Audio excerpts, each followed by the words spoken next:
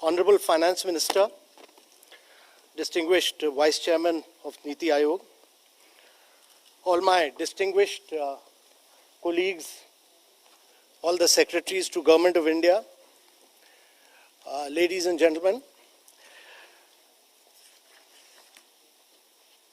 at the outset, let me first welcome the Honorable Finance Minister, because this national monetization pipeline is a consequence of an announcement in the budget. And this year's budget was one of the most appreciated budgets of the government because of its key principle was economic growth through private sector participation. The budget had identified monetizing operating public infrastructure assets as one of the key pillars for enhanced and sustainable infrastructure financing in the country. And asset monetization is based on the philosophy of creation of new assets through monetization. Therefore, the aim is to unlock the value of government investments and public money in infrastructure and take this country forward. This year's monetization budget actually had laid down that monetization will be a financing mechanism, and this will serve as a medium-term roadmap. There will be identification of ministries, there will be a dashboard tracking progress, and this dashboard also is ready. So, if you look at the NMP development process, we've taken it through a highly consultative process. After the budget announcement, there were several stakeholder inputs in the national webinar. There have been meetings with ministry stakeholders. There have been several rounds of interaction with the state governments which were initiated by the finance minister. And the NMP is in 2 volumes. The first volume is a guidebook and framework, and second is the pipeline of assets which we'll put out. And the first volume will help the state governments and the ministries easily assimilate the concept and modalities which is necessary to launch transactions in the market. And let me also say that this has been an effort of all the ministries, all the departments, all the secretaries and the chairman railway board who are here. They've all participated very vigorously in this exercise. So the asset monetization is about existing asset base, monetizing existing asset base, using their proceeds for new infrastructure creation, recycling the future assets. And our objective is to enhance capex spending, build multiplier impact on growth and employment, and reviving credit flow. The important thing is that in monetization of core infra assets, ownership of asset remains with the government. There is a mandatory handback after the time period, and therefore assets remain with the government.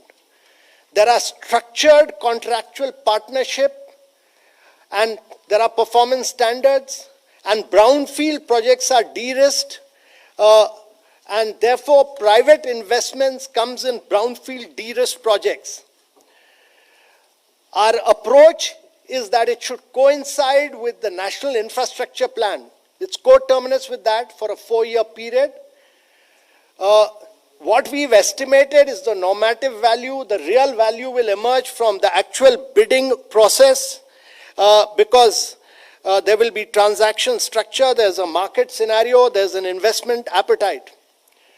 Broadly, the models of core assets under NMP we've looked at are operate, maintain, transfer, toll, operate, transfer, operation, maintenance and development, rehabilitate, operate, maintain, transfer. And there were far-reaching announcements in the finance bill for InvITs. Very progressive decisions were announced by the finance minister for InvITs and REITs. And actually this has led to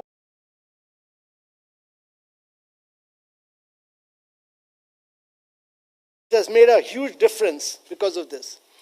The pipeline of Government of India assets, which we are looking at over a 20-25 period covers about 14% of the center's outlay under the National Infrastructure Plan, it's about roughly 6 lakh crore. It covers 12 line ministries and departments and 20 plus asset classes. The top 3 sectors by value are road, railways, power, and the year-on-year phasing is given here. So just to give you quickly that the road sector is very critical. It covers about 26,700 kilometers.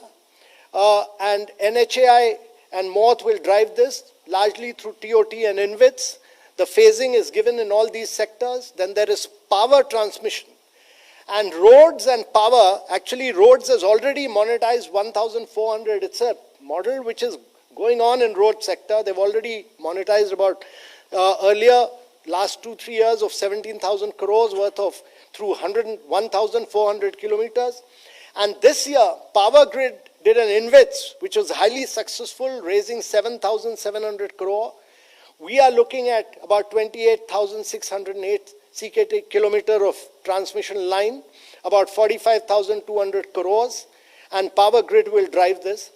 We are looking at power generation about in hydel and solar sector through NTPC, NHPC, NLC, and that is the phasing is given here. Then we are looking at pipelines, natural gas sector through GAIL and Ministry of PNG, Petroleum Natural Gas, about 8,154 kilometers. And then separately petroleum product pipelines and others, again about 22,503. This is Indian Oil, HPCL, and Ministry of Petroleum and Natural Gas through PPPs and INVITs model using these models. And then we've looked at warehousing assets. Warehousing assets which are with Central Warehousing Corporation and FCI. And we feel that country has huge amount of warehousing assets, and this is about 210 lakh metric tons of assets which have been considered, about or close to about 29,000 crores. And then railways, which has a share of about 26% in NMP. We have looked at several their railways as railway stations, passenger trains, Konkan Railway, goods sheds, hill railways, dedicated freight corridor, railway stadiums, 15 railway stadiums also. And then telecom sector, about 2.86 lakh kilometer of fiber, plus BBNL, BSNL, towers, etc., which we've looked at. And in the aviation sector, which has had a very good track record of privatizing airports, not only 25 airports, but also its stake in existing airports. Delhi, Mumbai, Hyderabad, Bangalore, it has existing stakes. We are looking at all that, and that has been spelled out. And then shipping, 31 projects in 9 major ports, which they have to drive, which is here. And then we've looked at coal mining, about 160 projects at a value of 28,747 kilometers. A lot of that work has already been done by the Ministry of Coal in terms of fresh mineral blocks, etc. And in the sports sector, we've looked at 2 national stadiums, 2 regional centers. And in the urban real estate sector, we've looked at redevelopment of colonies and hospitality assets, which Ministry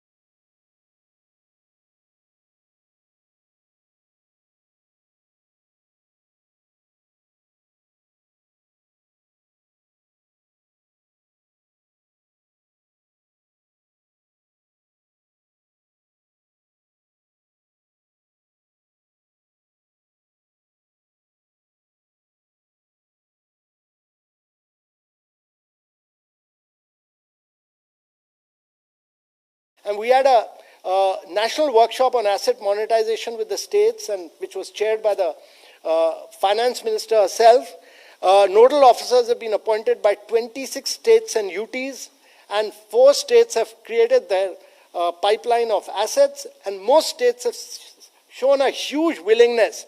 And all the states, all the secretaries to Government of India are also working in partnership with their counterparts to take this forward. Our implementation plan is that after the launch of NMP, the dashboard will also be ready. There are yearly targets over the next 4 years. There will be monthly review through the Empowered Committee, which is chaired by the Cabinet Secretary. NITI will be hand-holding for transactions. We have a real-time monitoring through dashboards, which will be fed in by the concerned ministries. And we have requested the Honorable Finance Minister to also kindly review this on a quarterly basis so that we actually deliver on ground. Our commitment to the Finance Minister and to the Honorable Prime Minister is that this is we are fully committed to delivering success of the national monetization pipeline. We feel that it is very important that to bring in private sector for better operation and maintenance, and therefore we are fully committed to very strong delivery on ground. Thank you very much. And with this, I would request the Honorable Finance Minister to kindly release the national monetization pipeline.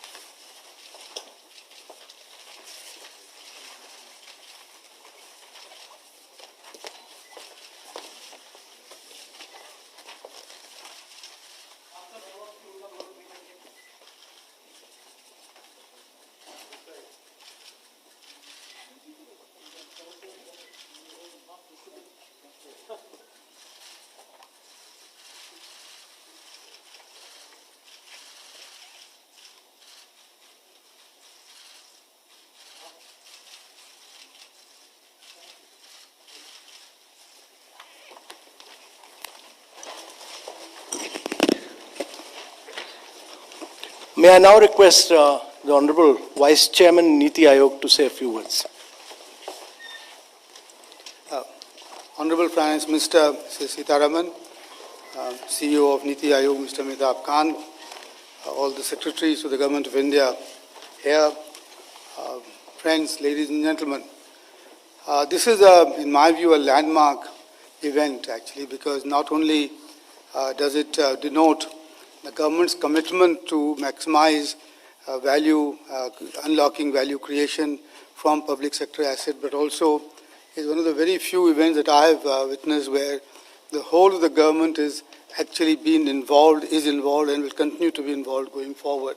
I think that's it's a remarkable step forward, and it's all been sort of ushered in by the Finance Minister's budget for 2021-22, and also denotes the Honorable Prime Minister's commitment, unambiguous commitment, that infrastructure growth and economic growth in India will be private sector led, and that this government is committed to making greater opportunities available for the private sector participation, including in infrastructure.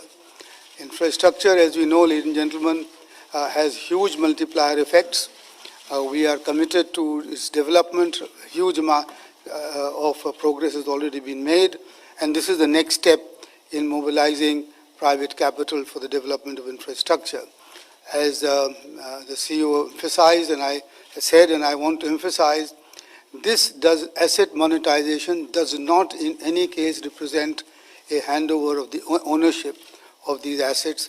Neither does it represent any form of fire sale, which is that, you're just kind of in a desperate mood to sell these assets. No, not at all. A fair value will be achieved by all the sort of necessary transparent, accountable mechanisms. And I think, therefore, and then at the end of the day, these assets will be handed over back to the government for further utilization. So that's, I think, the important thing to remember. This is a part of the Honorable Finance Minister's effort to ramp up capital expenditure in the government, in the economy, and that's represented by her making an outlay of 5.5 trillion rupees towards capital asset creation, and a substantial increase of 34.5% in the budget estimate of 2021 going forward. It's also remarkable that this comes after the fact that in the last 7 years, the cumulative investment in infrastructure has already doubled over this period, registering a compound annual rate of growth of 11%. So I think this is a new beginning, and this also, I may point out just in these brief remarks, that this is not the end of it at all by any means. The states will come on board, and they have a huge amount of unlocked assets there. I can, for example, think of just a very simple thing that all our public sector undertakings have their guest houses in all the cities all across the country, and these can in fact be brought together and created a much better utilization through public-private partnerships. So the opportunities and potential is quite large going forward, and I think we are committed to exploiting these opportunities for faster, rapid infrastructure growth in the economy, so that our national infrastructure pipeline does not find any financial resource constraints going forward. With these few words, I must once more compliment the team of the secretaries, led by the CEO, Mr. Amitabh Kant, who have put together a huge amount of work in putting this in place and actually agreeing to not just the targets, but also to an implementation plan as we go forward. So thank you all very much for being here, and I look forward to your sort of participation, as it were, in this effort going forward. Thank you. May I now request the Honorable Finance Minister, actually, who spelled this out in her budget and which has led us all to work together to see that the budget vision is delivered on ground. May I now request her to kindly deliver her inaugural address. Thank you very much, Amitabh, and thank you, Niti Aayog, for having invited me for this, for the launch of the National Asset Monetization Pipeline. And just to remind you, National Infrastructure Pipeline was launched in December 2019, and there is a parallel running of these two from this year onwards. So this is going to be coterminous with the infrastructure pipeline, is a point which Amitabh made, and I think that really gives you the timeline and the framework and how infrastructure related, both brownfield and greenfield things are going to happen simultaneously. But the first thing to start with is the budget that we presented in February 2021 was clearly something which was prepared in the light of the pandemic-affected economy. 2020, you saw the rapid changes that had happened. We had to lock down the economy because at that time we did not even have PPE kits. Then, of course, ramping up of capacities and production, all that happened. But nevertheless, the economy did have a serious challenge, but we didn't allow the challenge to remain there. We took it as an opportunity, and in order to make sure that the economy gets the necessary support from us, from the government, we clearly identified as infrastructure being the central pillar through which, if public expenditure happens, you're able to be sure that the revival will be clearly predictable, and also it will have immediate spillover effective, the spillover effect, which itself can create that cycle of demand. So it was very clear that the public expenditure in infrastructure will have to be really increased, and also continuously I have kept monitoring. So the target which will have to be achieved, in spite of the second wave, we've been monitoring all the departments and also the public sector undertakings. They are ramping up, and I'm glad to say that they're, in spite of the second wave, they've tried keeping their best, and it is going on. I shall be monitoring it further. But what the asset monetization pipeline does today is to take this entire thing to the next phase, where you're looking at the public-private partnership. You're also making sure, and here, let me first of all underline, Amitabh did say it during his presentation, and Rajiv Kumar ji also has mentioned it. There's no land here. This entire pipeline, national monetization pipeline, is talking about brownfield assets where investment has already been made, where there is a completed asset which is either languishing or which is remaining not fully monetized or which is remaining underutilized.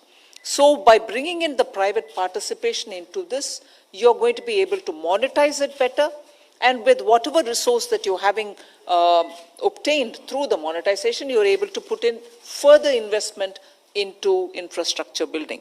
So first of all, for those who have this question in your mind, which means, are we selling away the lands? No, this infrastructure national monetization pipeline is talking about brownfield assets which need to be better monetized. And more importantly, I want to show you again a slide which Amitabh showed and which has been very clearly emphasized by Rajiv Kumarji, that ownership of assets remains with the government. That was a slide shown. I'm just showing it here.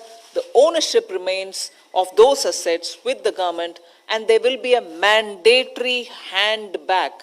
They'll have to give back after a certain time. So let there not be any confusion, oh, this government is selling away. No, these are assets, brownfield, which will be still with the ownership of the government. And the second most important point here is that the contractual partnerships which we will enter in executing this monetization pipeline will be with full KPIs and performance standards ensured. So the KPIs and performance standards will have to be complied with for getting through the monetization pipeline. So they're all de-risked assets, no doubt, and the value from the consideration and the private investment which will come into maintaining it, optimally utilizing it, putting it for a larger cost, all this will generate greater value, and it will unlock resources for the economy, which is what we want. The economy needs more resources. The economy wants that kind of a liquidity, that kind of a value unlocking with which we can move forward.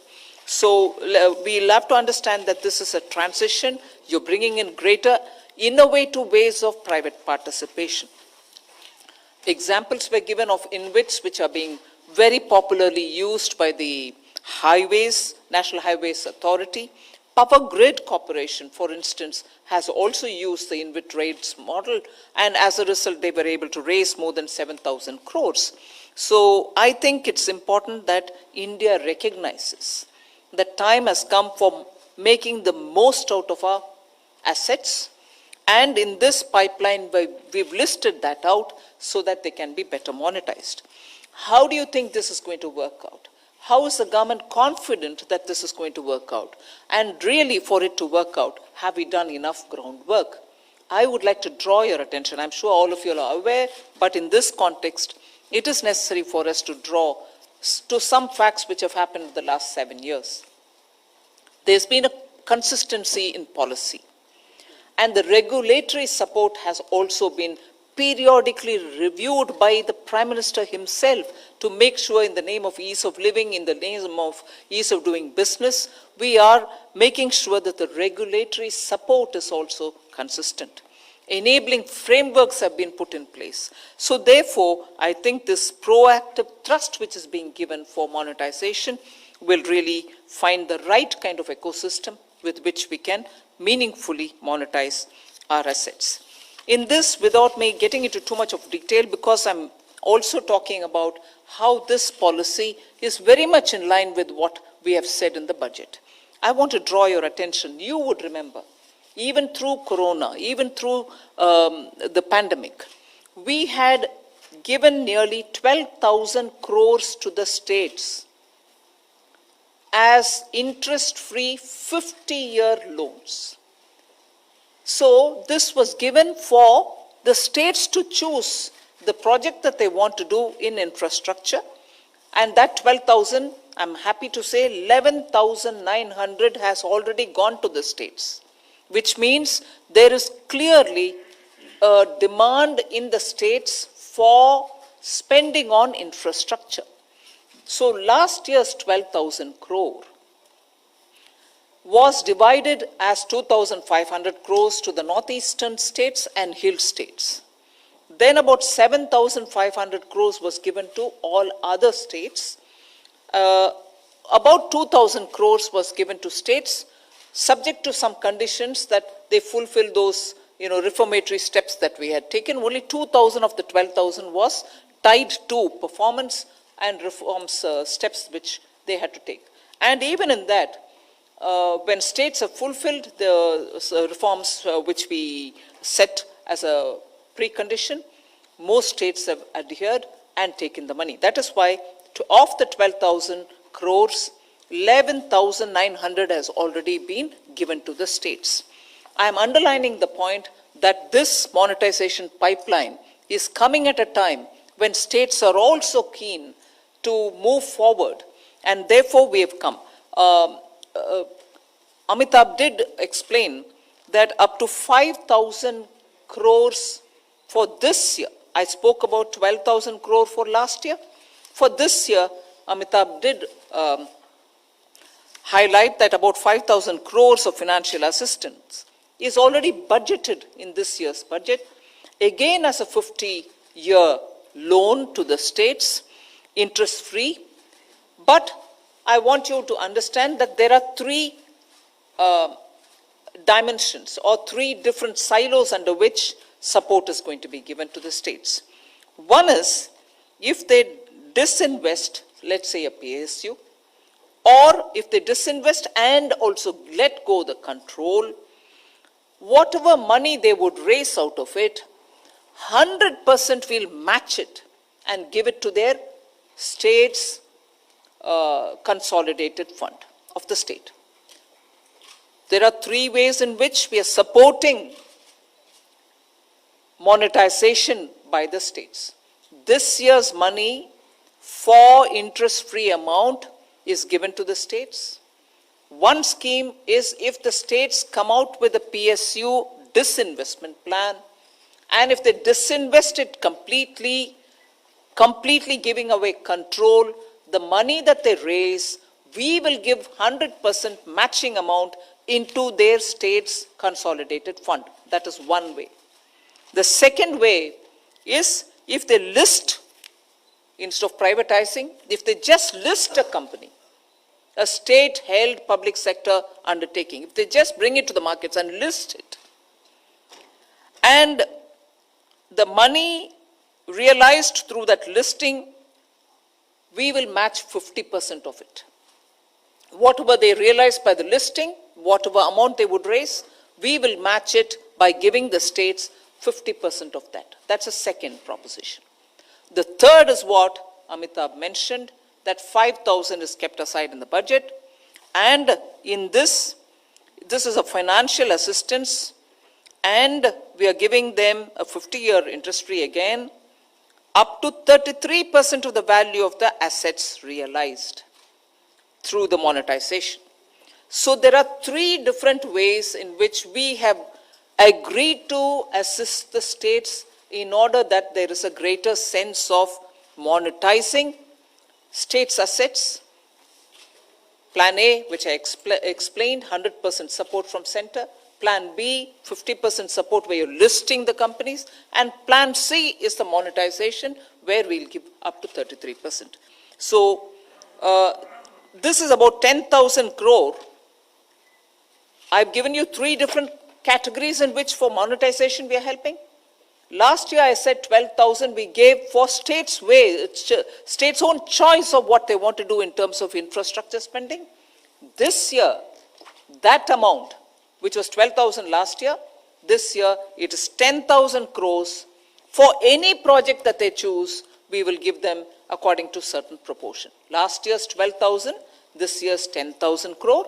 Other than that, you have the three different ways in which we are telling states if they go ahead with PSU, disinvestment, 100%, 50% when they go for listing, or 33% when they're going for monetization.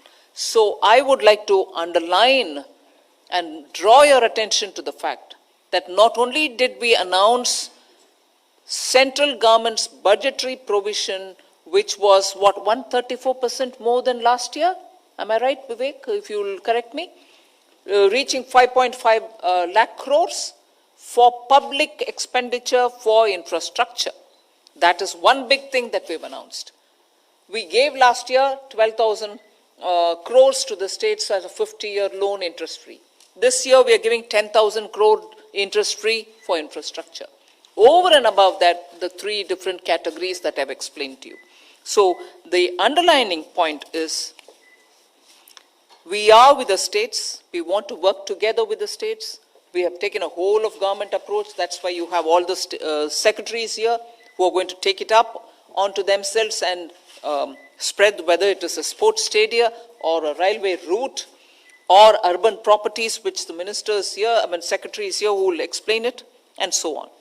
So the central ministries and asset owning entities now only need to be geared up towards taking this initiative forward and proactively working with all of us for actively implementing the national monetization pipeline and achieve yearly targets. This is for the next 4 years, but every year we need to go ahead achieving the targets so that the impetus that the economy needs now, particularly coming out of the pandemic, will be getting full gear support from all of us. So thank you very much, Niti Aayog, for having given me this opportunity. I did elaborate a bit more than what I would otherwise want to do, but all towards infrastructure development and all towards the centre's commitment towards giving the right kind of boost for the economy to revive. Thank you.